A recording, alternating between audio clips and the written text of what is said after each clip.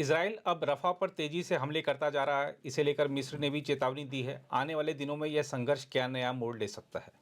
नीरज जी, देखिए, जहाँ इजराइल का है, हमें सबको पता है अभी कि इजराइल राफा, पहले अगर हमने पिछली बार कहा था कि दुनिया में अरब कंट्रीज़ में और वेस्टर्न कंट्रीज़ में यही डर था कि राफा के में इजराइल हमला नहीं करे, क्योंकि मैक्सिमम 14 लाख करीब कह रहे हैं कि वहाँ पॉपुलेशन थी जो, और मैक्सिमम पैलेस्टीनियंस वहाँ पहुँचे हुए थे, क्योंकि नॉर्थ से चले गए, साउथ में जाके लास्ट वही है, और उसके बाद तो बॉर्डर ही है इजिप्ट के साथ। और इजिप्ट को डर है कि सारे जो है वहाँ से अगर निकलेंगे तो साइनाई में जाएंगे, उनके डेजर्ट में जो पहले था। तो ये कुछ चीज़ें लेकर के आशंकाएं चल रही थी और वही हुआ। हालांकि इजराइल ने कह रखा था, इनके रक्षा मंत्री ने बता रखा था कि हम जो है आगे जाएंगे और राफा में भी जाएंगे।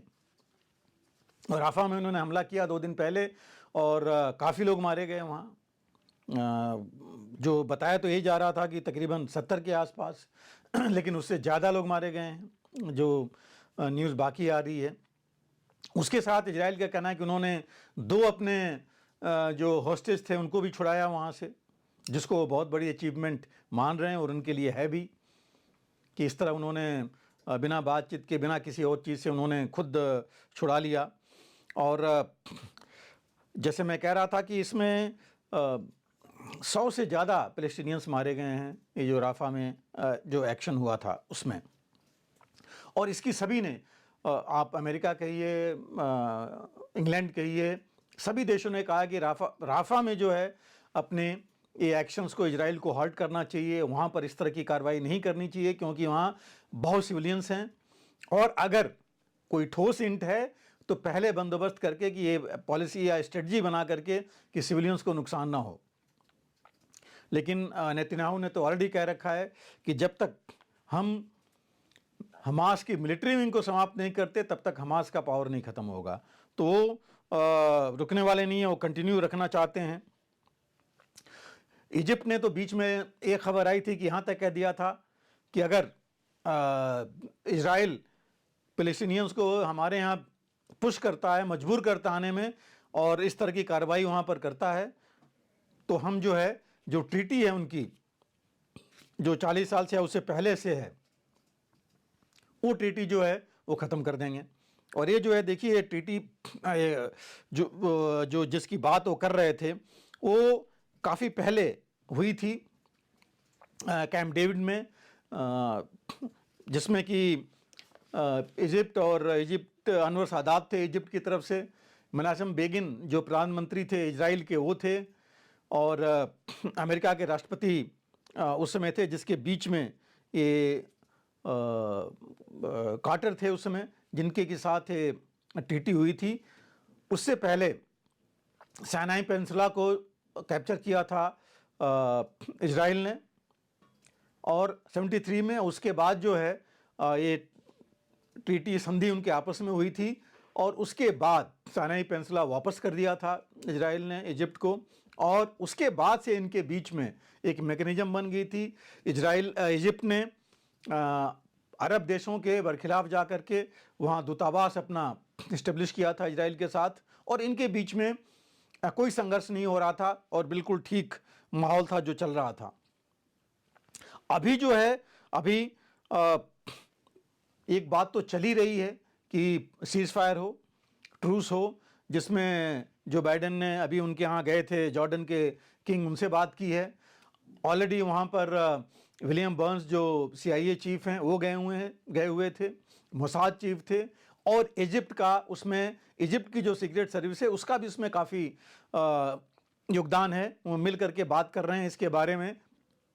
कुछ चीज़ों पर हमने पिछली बार डिस्कस किया था कि ये बात इजराइल हर एक चीज़ नहीं मान रहा है, जिसमें जो प्रोविजंस हैं इसके ट्रीटी के, जिसमें हमास का कहना है कि 3 फेज में करेंगे, 45 दिनों के, और इसमें जो है पहले फेज में हॉस्टेजेस वापस किए जाएंगे, जिससे, और 1500 जो है तकरीबन जो पैलेस्टीनियंस हैं इजराइल के कब्जे में, वो छोड़े जाएं। उसमें ये भी था कि इजराइल पूरा वापस करे, अपनी पूरी सेना वापस करे, वापस जाए, और हमास जो है या वहाँ सरकार हमास की बने जैसे पहले थी और रिकॉन्स्ट्रक्शन करे गाजा का। तो ये कुछ चीज़ें थी जिस पर लेकर के मतभेद हैं, जिसको कि दूर किया जा रहा है और आशा है कि ये चीज़ आगे बढ़ सकती है, जिससे कि फ़ायदा होगा सभी का। सभी यही चाहते हैं कि इसमें फ़ायदा रहे, लेकिन नेतन्याहू पर भी बहुत प्रेशर है अपने राइट विंग से और ख़ास करके अपने लोगों से, कि उन्होंने वो भी अब कह रहे हैं कि हासिल क्या हो रहा है इसमें, क्योंकि हॉस्टेज तो मिल नहीं रहे हैं। कितने जो है 27,000 या 28,000 तकरीबन पैलेस्टीनियंस मारे गए हैं, कितने उसमें हमास के हैं वो भी अभी कंफर्म नहीं हो रहा है, कोई इंडिपेंडेंट कोई चीज़ इसमें बता नहीं पा रहा है। और हौती जो हैं उनके अटैक शिप्स पर अभी भी चल रहे हैं।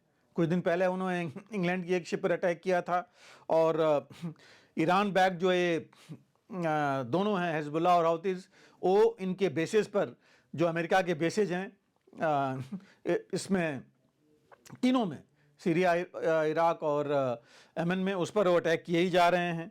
तो ये जो कुछ चीज़ें हैं जिसको लेकर के अभी तक कुछ खास प्रोग्रेस नहीं हो पा रही है। और जो हम इजिप्ट की ट्रीटी की बात कर रहे थे, देखिए उस ट्रीटी में ने काफ़ी पीस और ट्रैंक्विलिटी उनके बॉर्डर पर हुई थी। उनसे जो है आगे चल करके ट्रीटी के बाद कोई जो है उनके आपस में लड़ाई नहीं हुई थी। साइनाई में जो है अभी तकरीबन 3 लाख के आसपास लोग रहते हैं इजिप्ट के। अब अगर ये 12-13 लाख उधर आएंगे तो इजिप्ट को डर है कि बहुत मुश्किल हो जाएगा। दूसरा, उसकी सिक्योरिटी के लिए फिर अभी अगर ऐसे हालात रहेंगे तो इजिप्ट को अपनी फोर्सेज वहाँ डिप्लॉय करनी पड़ेगी, जो नहीं था, अभी तक नहीं था ऐसा। और अगर इजिप्ट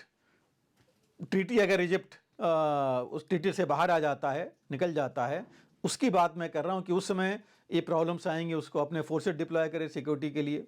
वहाँ पर करोड़ों बिलियंस ऑफ डॉलर जो एड मिलता है अमेरिका से और इजराइल से भी मिलता था इजिप्ट को इस ट्रीटी के साथ, वो आना बंद हो जाएगा।